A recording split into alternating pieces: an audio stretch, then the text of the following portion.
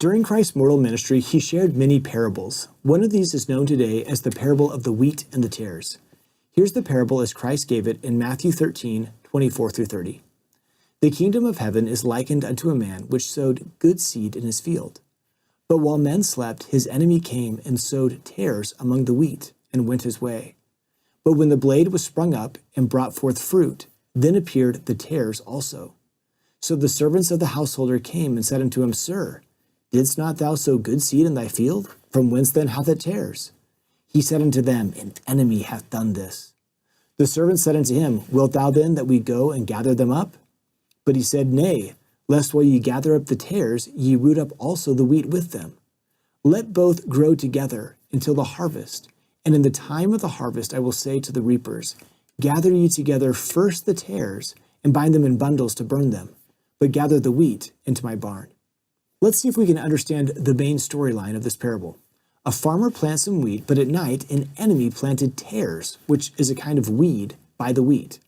It's interesting to note that this action, planting weeds among wheat, was specifically forbidden by Roman law.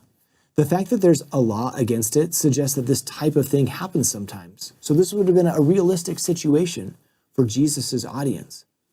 When the wheat plants start to grow, the tares are right next to it. At the early stages, it's hard to discern the wheat from the weed, and also easier to uproot the wheat with its shallow roots.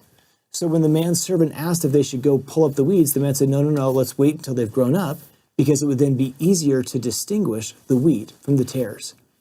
At that point, they would gather the wheat together and burn the weeds. So the storyline makes sense, but what does it mean for us? Later in Matthew 13, Jesus explains the meaning of certain elements of the parable. He says that the field is the world, the good seed are the children of the kingdom, and the tares are the children of the wicked one. The enemy who planted the tares is the devil, the harvest is the end of the world, and the reapers are the angels.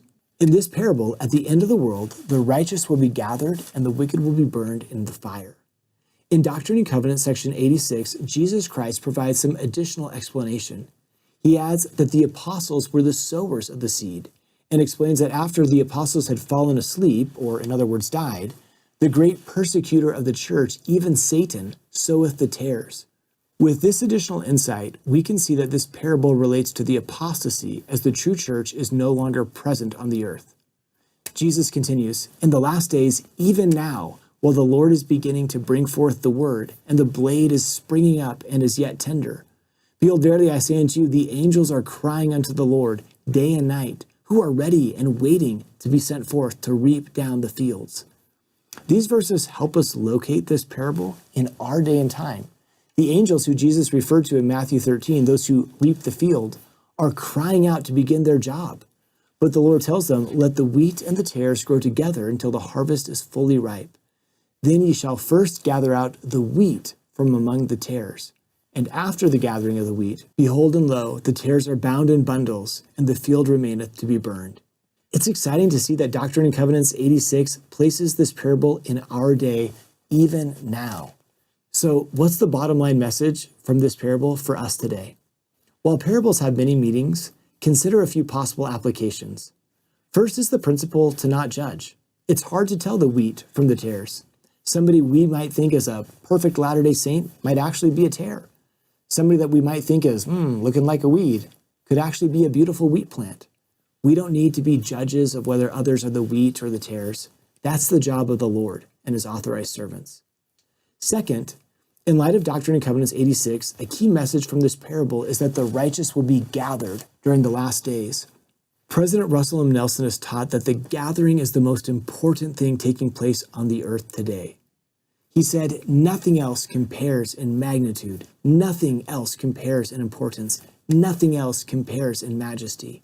And if you choose to, if you want to, you can be a big part of it. Another possible application of this parable is for each of us to focus our energies on being the good wheat. Each of us is learning and growing, planting our roots, so to speak. In the final verse of Doctrine and Covenants, section 86, Jesus Christ says, Continue in my goodness, a light unto the Gentiles. Day by day, we can continue in the goodness of Jesus Christ, growing closer to him and holding up his light to others.